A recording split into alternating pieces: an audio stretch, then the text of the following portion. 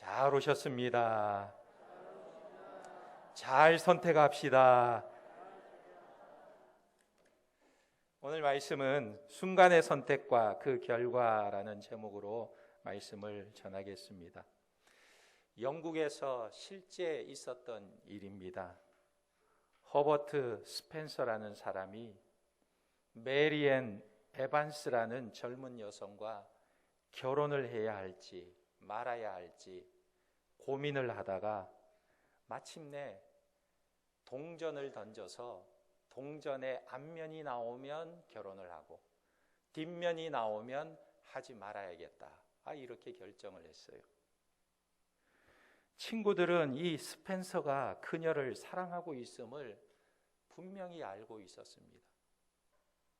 그리고 에반스 또한 그를 사랑하고 있음을 알고 있었어요. 그런데 동전을 던졌는데 그만 이 동전 뒷면이 나오게 된 거예요. 아니, 서로 사랑하고 있는데 동전을 던졌는데 그만 뒷면이 나오게 된 것입니다. 그래서 어쩔 수 없이 스펜서는 그녀를 포기하게 되었습니다. 이 여성이 누구였냐면 우리가 들어본 조지 엘리엇으로 알려진 영국의 위대한 문학가였다고 합니다. 어떻게 결혼을 해야 할지 말아야 할지를 동전을 던져서 결정을 할까요? 오늘날 많은 사람들이 순간의 선택으로 후회하는 것을 봅니다. 그때 왜 내가 그렇게 했을까? 내가 왜 그렇게 선택을 했을까? 내가 왜 이렇게 하지 못했을까? 이렇게 말하는 것을 종종 보게 됩니다. 오늘 말씀해 보면 이스라엘 백성들은 아주 중요한 선택의 기로에 놓여 있게 됩니다. 적과 꿀이 흐르는 가나안 땅에 들어갈 것인가? 아니면 배고픔과 결핍과 갈증이 있는 광야로 다시 돌아가 남을 것인가? 저들은 지금 선택의 기로에 서 있는 것입니다. 그런데 이렇게 중요한 시기에 저들은 잘못된 선택을 함으로 40년 동안 광야를 방황하게 되고 가나안 땅에 들어가지 못하는 비참한 결과를 맞이하게 됩니다. 이 순간의 선택이요, 저들의 평생을 좌우하게 되었어요. 그래서 오늘 민수기 13장과 14장을 통해 가데스 바네아의 선택에 대해서 우리가 살펴보기를 원합니다. 먼저는 이 가데스 바네아라는 곳은 어떤 곳인가? 저들에게 축복의 기회가 온 지역이라는 거예요. 이 가데스 바네아 경계선은 이제 그 선만 넘어서 들어가면 가나안 땅이고 그 땅에 들어가지 않으면 광야로 남게 되는 경계선이라는 거예요. 하나님이 약속하신 가나안 땅 경계선까지 그들은 행진해서 왔습니다.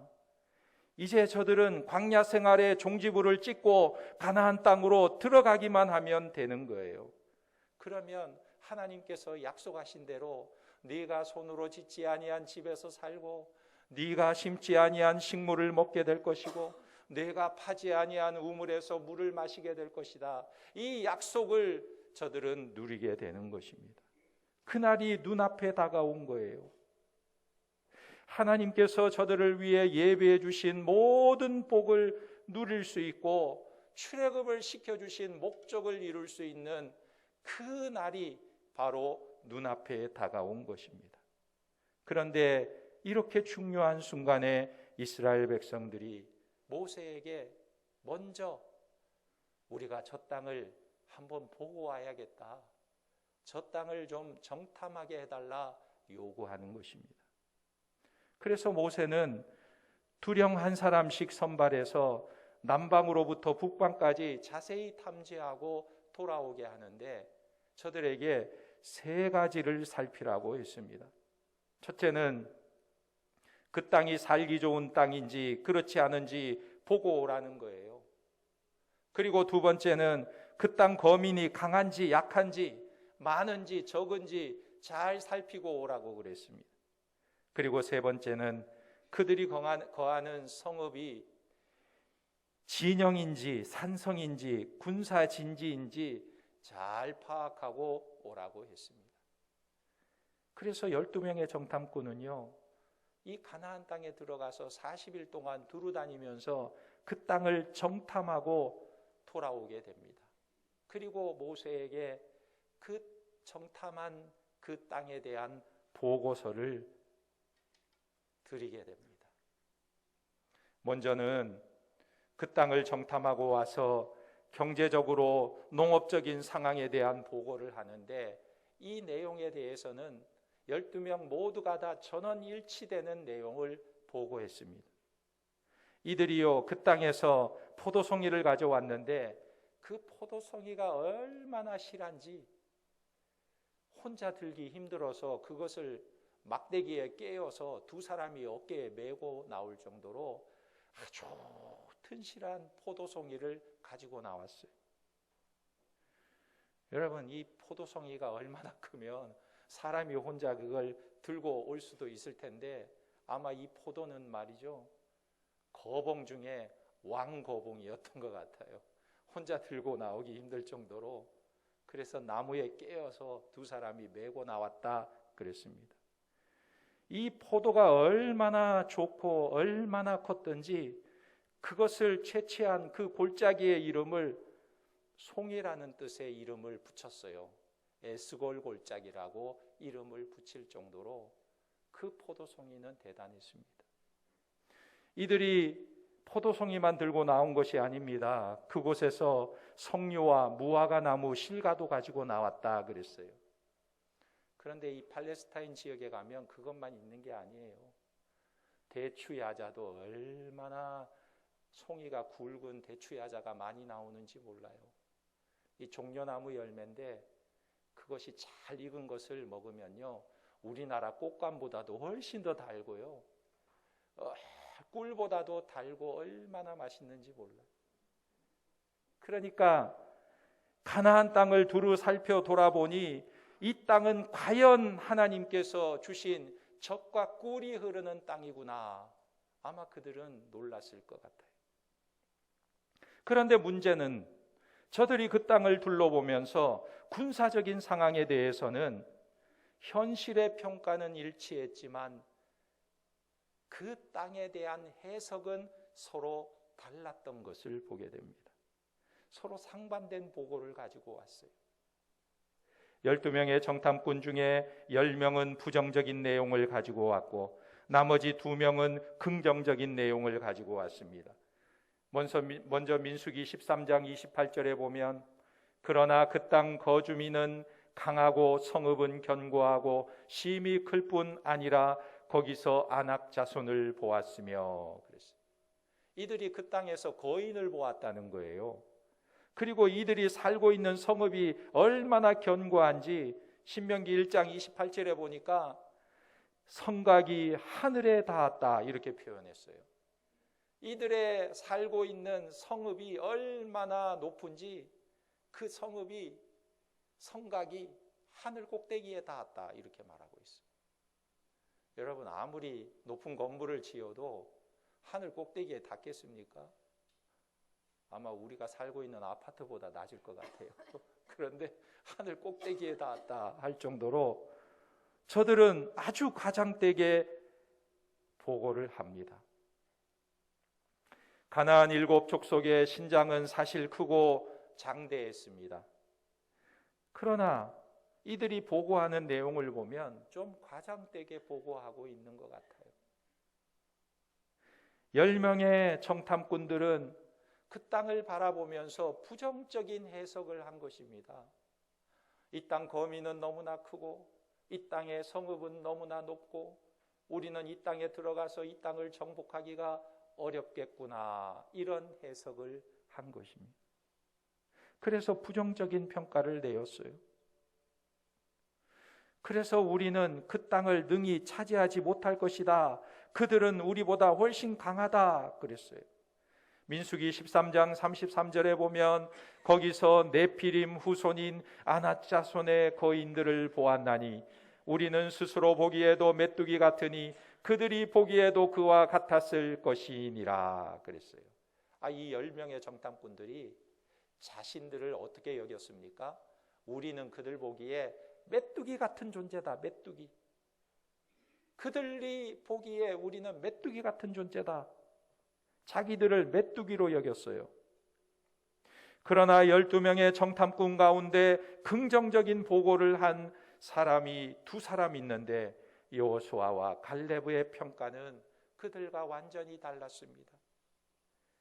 민수기 13장 30절에 보면 갈렙이 모세 앞에서 백성을 조용하게 하고 이르되 우리가 곧 올라가서 그 땅을 취하자 능히 이기리라 하나.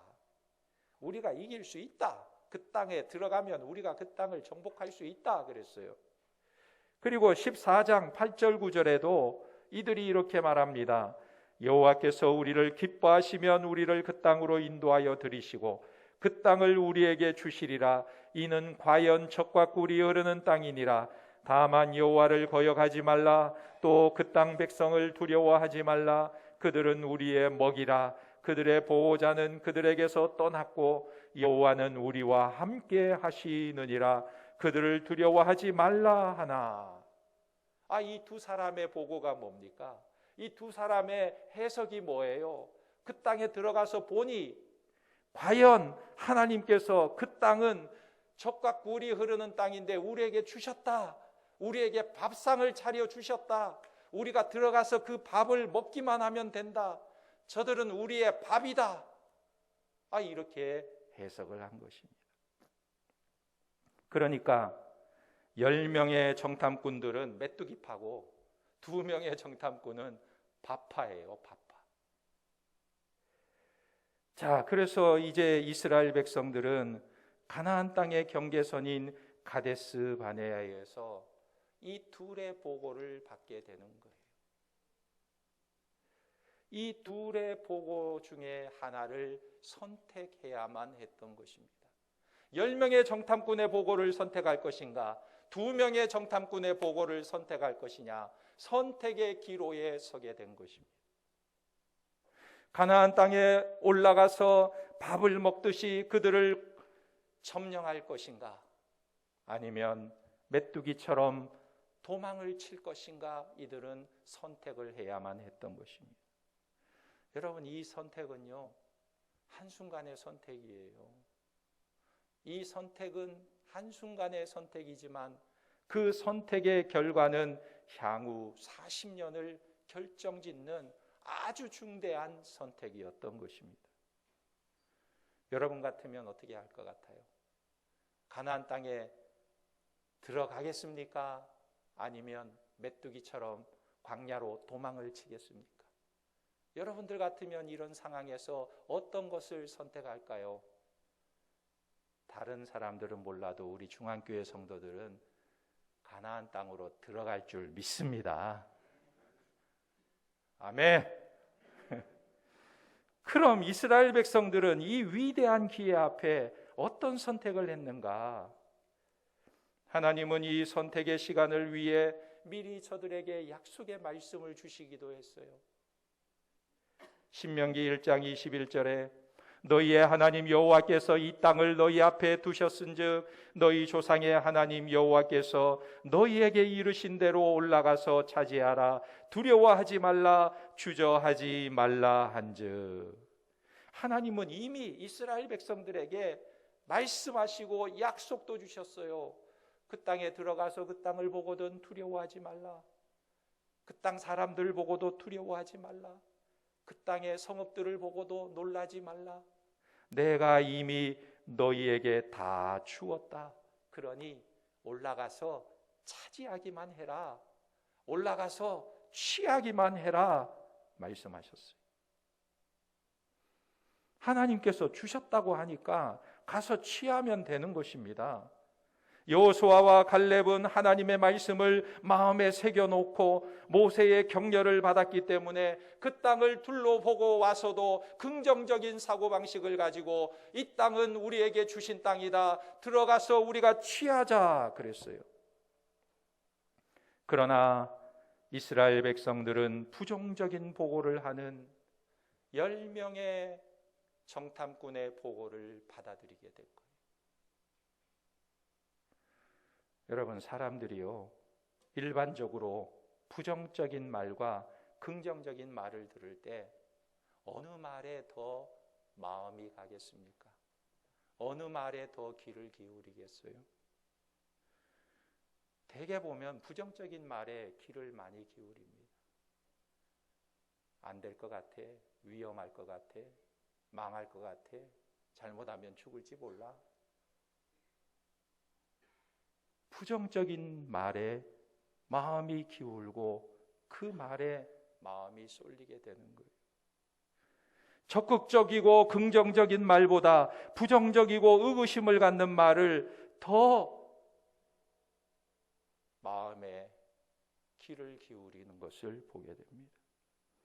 그래서 오늘 이스라엘 백성들은 하나님의 말씀도 생각하지 않고 여호수아와 갈렙의 제안도 거절하고 10명의 메뚜기파 정탐꾼의 말을 듣고 그들의 말을 따라서 그들의 말을 선택하게 되었다는 거예요. 그래서 이들은 가나안 땅을 선택하지 않고 광야를 선택하게 된 것입니다. 여러분, 가나안 땅을 선택하지 않고 광야를 선택한 이들의 삶은 어떻게 되었을까요? 가나안 땅에 들어가지 않으니까 이제 전쟁을 하지 않아도 된다, 광야로 가니까 이제 좋구나, 마음이 평화롭고 즐거웠을까요? 그렇지 않아요. 이들이 가나안 땅을 선택하지 않고 광야를 선택한 그 이후에 이 백성들은 깊은 좌절감을 맛보게 되었어요. 오히려 더 큰 좌절감 속에 빠지게 되었어요. 오늘 14장 1절 말씀을 한번 보세요. 1절에 이들의 모습이 나오는데 1절에 보니까 온 회중이 소리를 높여 부르짖으며 백성이 밤새도록 통곡하였더라. 이 메뚜기파의 보고를 듣고 광야를 선택한 이들이 밤새도록 통곡했다 그랬어요. 여기서 우는 것은 좌절감의 표현인 것입니다. 하나님께서는 저들에게 가나안 땅을 열어주시고 너희가 그 땅을 들어가서 취하기만 하라, 너희를 위하여 내가 밥상을 차려주었는데 가서 그것을 먹으라 말씀하셨는데 저들은 그것을 거절하고 광야를 선택한 다음에 저들은 슬픔과 애통함으로 통곡을 하게 되었어요. 그뿐만 아니라 모세와 아론을 향해 원망하고 불평합니다. 2절 3절 말씀에 보면 이스라엘 자손이 다 모세와 아론을 원망하며 온 회중이 그들에게 이르되 우리가 애굽 땅에서 죽었거나 이 광야에서 죽었으면 좋았을 것을 어찌하여 여호와가 우리를 그 땅으로 인도하여 칼에 쓰러지게 하려 하는가? 우리 처자가 사로잡히리니 애굽으로 돌아가는 것이 낫지 아니하냐? 이들이 불평하고 원망했어요. 애굽으로 돌아가는 게 낫지 않겠느냐? 광야에서 우리가 죽는 게 낫다 그러더니 이제는 애굽으로 돌아가는 게 낫지 않겠느냐 그랬어요. 하나님께서 이들이 하는 말을 다 들으셨어요. 저들이 불평하는 말을 하나님께서 다 들으시고 저들에게 말씀하시는 거예요. 너희가 광야가 그렇게 좋으냐? 너희가 애굽 땅이 그렇게 좋으냐? 너희가 애굽에서 어떻게 살았느냐?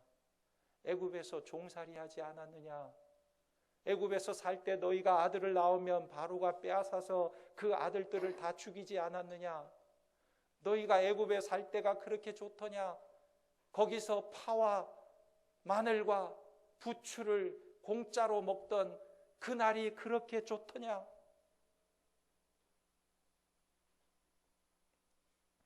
하나님께서 너희들의 말대로 내가 해주겠다. 너희들이 원하는 대로, 너희들이 말하는 것이 내 귀에 들리는 대로 내가 그렇게 해주겠다. 하나님께서 말씀하시는 거예요. 여러분, 우리가 말을 할 때에도 참 잘해야 됩니다. 어떤 불평의 순간이 오더라도 잘 되는 말을 해야 돼요.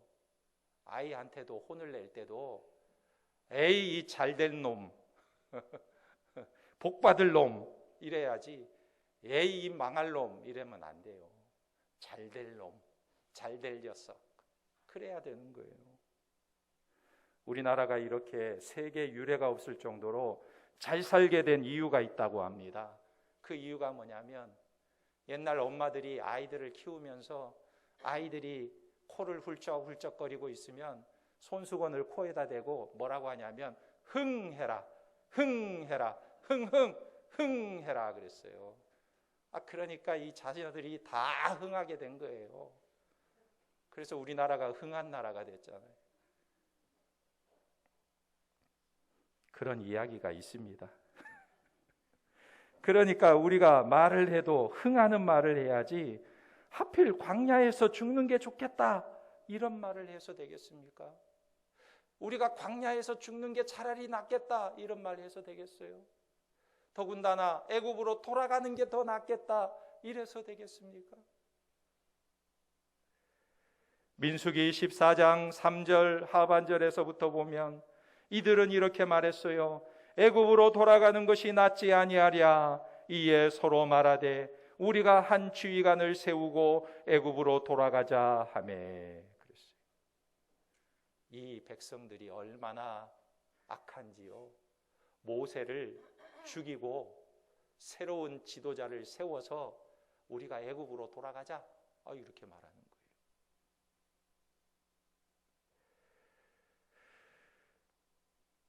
그리고 온 회중들은 모세와 아론과 여호수아와 갈렙을 돌로 쳐서 죽이려고 했습니다. 자기들을 노예 생활에서 해방시켜 출애굽을 시켜준 지도자 모세를 돌로 쳐 죽이려고 한 거예요. 그런데 그때 하나님의 영광의 구름이 나타나기 시작했어요. 민수기 14장 10절에 보면 온 회중이 그들을 돌로 치려 하는데 그때의 여호와의 영광이 회막에서 이스라엘 모든 자손에게 나타나시니라. 영광의 구름이 나타나자 저들은 그 들었던 돌을 내려놓게 된 것입니다. 하나님이 두려운 것은 알았나 봐요. 그러면 이들이 잘못된 선택에 따른 결과가 무엇일까? 여러분, 불신앙의 보고를 했던 10명의 정탐꾼은 하나님께서 그 자리에서 즉각적으로 죽이셨어요. 10명의 정탐꾼들은 그 자리에서 즉시 죽었어요. 민수기 14장 36절에서 38절에 보면 모세의 보냄을 받고 땅을 정탐하고 돌아와서 그 땅을 악평하여 온 회중이 모세를 원망하게 한 사람 곧 그 땅에 대하여 악평한 자들은 여호와 앞에서 재앙으로 죽었고 그 땅을 정탐하러 갔던 사람들 중에 오직 눈의 아들 여호수아와 여분네의 아들 갈렙은 생존하리라. 여호수아와 갈렙은 생존하고 나머지는 재앙으로 죽었다. 이들이 어떤 재앙으로 죽임을 당했는지 정확하게 나타나지는 않지만 이들이 하나님이 내린 재앙으로 그 즉시 죽었다 그랬어요. 그런데 이 10명의 보고를 따른 백성들은 어떻게 하셨을까? 이들의 보고를 따르기로 결정한 온 이스라엘 백성들은 어떻게 되었을까요? 하나님께서 모세를 부르셔서 모세에게 말합니다. 나는 이 이스라엘 백성들을 다 전염병으로 멸하고 내가 새로운 이스라엘을 만들기를 원한다. 이렇게 모세에게 말씀하셨어요. 그런데 이상한 것은요, 하나님께서 이 이스라엘 백성들을 다 멸하시려면 모세에게 뭐 물어볼 게 뭐 있습니까? 하나님 뜻대로 하시면 되죠. 그런데 하나님께서 이 모세에게 물어보시는 것은 하나님께서 이 백성들을 다 죽이실 뜻이 없다는 것을 보여주시는 거예요. 무엇을 말합니까? 모세에게 기도할 것을 말씀하시는 거예요. 그 백성들을 위해 기도하라는 거예요. 그래서 모세는 하나님의 말씀을 듣자마자 그 자리에 엎드렸습니다. 그리고 민수기 14장 15절 16절에 보면 이 모세가 너무나 중요한 기도를 하나님께 드리고 있어요. 15절에 보면 이제 주께서 이 백성을 하나같이 죽이시면 주의 명성을 들은 여러 나라가 말하여 이르기를 여호와가 이 백성에게 주기로 맹세한 땅에 인도할 능력이 없었으므로 광야에서 죽었다 하리이다. 모세가 하나님 앞에 엎드려서 뭐라고 기도합니까? 그렇게 이 백성들을 전염병으로 다 죽이시면 이방 나라 사람들이 하나님을 향해 뭐라고 말하겠습니까? 그렇게 애굽에서 바로의 손에서 10가지 재앙을 내리셔서 구출해낸 이스라엘 백성들을 2년만 데리고 있다가 그 땅에서 다 전염병으로 죽게 만드시는 하나님, 그 하나님에 대해서 이방 사람들이 뭐라고 말하겠습니까? 하나님의 이름이 도대체 어떻게 되겠습니까? 모세는요, 하나님 앞에 아주 이런 절절한 기도를 하는 거예요. 모세의 머리가 참 비상한 것 같아요. 우리 하나님도 꼼짝할 수 없게 만드는 기도를 하고 있는 거예요. 하나님이 이스라엘 백성들을 구출해가지고 2년 동안 광야를 데리고 다니다가 그 광야에서 다 죽게 하신다면 도대체 하나님의 이름이 어떻게 되겠습니까? 하나님은 모세의 기도를 들으시고 백성들의 죄를 용서해 주셨습니다. 여러분, 이스라엘 백성들은 살았어요. 용서를 받았습니다. 그러나 저들이 용서를 받았다 할지라도 죄의 흔적은 저들에게 남아 있어요. 여러분, 우리가 나무에 못을 땅땅땅 박으면 그 못을 빼내어도 못 자국은 남아 있잖아요. 죄의 흔적은 남아 있는 것입니다. 그래서 이 백성들은 죄에 대한 대가는 치러야 했던 거예요. 하나님이 백성들의 모든 죄를 사하여 주셨지만 저들을 멸하지 않으셨지만 저들이 했던 불평의 말은 잊지 않으셨어요. 그래서 저들이 불평했던 말대로 살게 하셨어요. 우리가 광야에서 살다가 죽는 게 차라리 낫지 않느냐. 저 가나안 땅에 들어가기보다는 광야에서 살다가 죽는 게 낫지 않느냐. 그 말대로 해주셨어요. 그래서 이스라엘 백성들은요, 여기 20세 미만의 남자를 제외하고 모두가 다 광야에서 죽었다 그랬어요. 광야에서 어떻게 죽었느냐? 먹고 살다가 죽었다는 거예요. 먹고 살다가. 그러니까 아무도 가나안 땅에 들어가지 못하고 광야에서 먹고 살다가 죽었다 그랬어요. 여러분, 하나님께서 이스라엘 백성들을 애굽에서 건져내신 이유가 뭘까요? 저들을 시내산에서 율법을 주시고 법을 주시고 저들을 하나님의 백성으로 삼으시고 이제 가나안 땅에 들어가면 영토까지 주시는 거예요. 국민, 주권, 영토가 다 있으면 저들은 하나님 나라를 이루는 백성들이 되는 거예요. 저들에게는 놀라운 목적이 있어요. 인생에.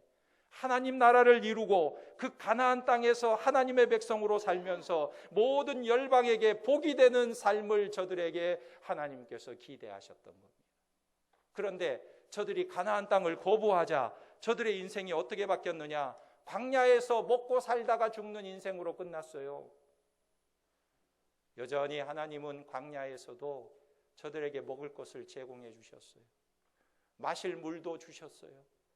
낮에 더우면 구름으로 시원하게 가려주셨어요. 밤에 추우면 불기둥으로 따뜻하게 보호해 주셨어요. 광야에서 그냥 살게 해주셨어요. 어떻게 살았느냐? 먹고 살다가 죽었다. 먹고 살다가 죽는 인생밖에 되지 않았던 거예요. 그러자 저들은 이런 하나님의 뜻을 알고 나서 그제서 돌이켜서 우리가 올라가서 가나안 땅을 취하겠습니다, 우리가 전쟁을 피하지 않겠습니다 라고 다시 애고하면서 말했지만 이미 때는 늦어버렸어요. 이미 버스는 떠나가 버린 것입니다. 이미 저들의 선택은 광야였어요. 결론을 말씀드립니다. 사람의 인생에는 여러 번의 축복의 기회가 있습니다.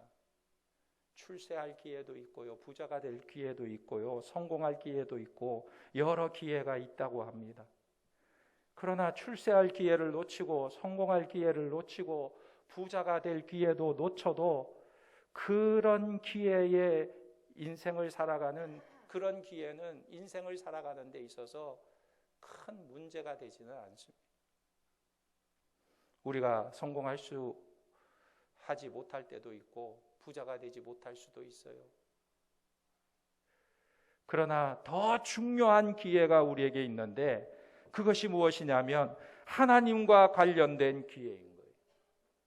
복음을 듣고 예수를 믿을 기회는 무슨 일이 있어도 놓치지 말아야 할 기회인 것입니다. 고린도후서 6장 2절에 보면 이르시되 내가 은혜 베풀 때에 너희에게 듣고 구원의 날에 너를 도왔다 하셨으니 보라 지금은 은혜 받을 만한 때요 보라 지금은 구원의 날이로다. 할렐루야. 지금이라는 이 시간은요 복음을 받아들이고 구원을 받아야 할 때라는 거예요. 이 구원받는 것을 자꾸 등한히 여기고 미루고 내일로 미루다 보면 언젠가는 우리에게 내일이 없어진다는 거예요. 내일이 없다는 거예요. 오늘 구원의 기회가 왔을 때 꼭 붙잡고 믿음으로 살아가며 언제나 믿음의 선택과 순종하는 선택과 좋은 선택을 하는 우리 중앙의 권속들이 되기를 주님의 이름으로 축원합니다. 그래서 젖과 꿀이 흐르는 가나안 땅에서 하나님의 뜻을 이루어드리며 하나님이 우리의 인생을 향한 목적을 이루어드리는 복된 인생들이 되기를 예수님의 이름으로 축원합니다. 아멘. 기도하겠습니다. 이 시간 말씀을 생각하면서 함께 기도하겠습니다. 우리가 언제나 잘못된 선택을 하지 않게 하시고 믿음의 선택을 하며 순종하는 선택을 하며 좋은 선택을 해서 우리에게 약속된 가나안 땅을 차지하는 믿음의 사람들이 다 되게 하옵소서. 우리 주님 한번 부르고 간절히 기도합니다. 주여! 아버지 하나님 은혜와 사랑을 감사합니다. 우리에게 하나님 놀라운 약속을 주셨습니다. 하나님 나라를 우리에게 선물로 주셨습니다. 이 땅을 살아가면서 광야 같은 세상을 살아가면서 이 땅에서 잘 먹고 잘 살기 위해 전전긍긍하는 인생이 아니라 하나님께서 우리에게 약속하신 하나님 나라를 바라보며 하나님 나라 비전을 가지고 하나님 나라를 꿈꾸며 그 나라를 성취하는 복된 인생 되게 도와주시옵소서. 이 나라는 하나님 믿음으로 선택하는 나라인 줄 압니다. 하나님의 약속을 믿고 그 약속의 말씀 따라 순종하며 나아갈 때 우리에게 성취되는 나라인 줄 믿사오니 아버지 하나님 우리가 하나님 나라를 이루어가는 복된 인생이 되게 도와주시고 우리의 삶을 통하여 주변에 하나님을 알지 못하는 자들에게 하나님 나라를 전하며 하나님 나라를 증거하며 하나님 나라를 이루어가는 복된 인생 될 수 있도록 은혜를 베풀어 주시옵소서. 놀라운 하나님의 사랑으로 인도하여 주시옵소서. 하나님 아버지, 우리에게 주신 약속의 말씀을 붙들고 믿음으로 순종하며 살아갈 때 젖과 꿀이 흐르는 가나안 땅을 차지하는 믿음의 백성들이 다 되게 도와주시옵소서. 예수님의 이름으로 기도하옵나이다. 아멘.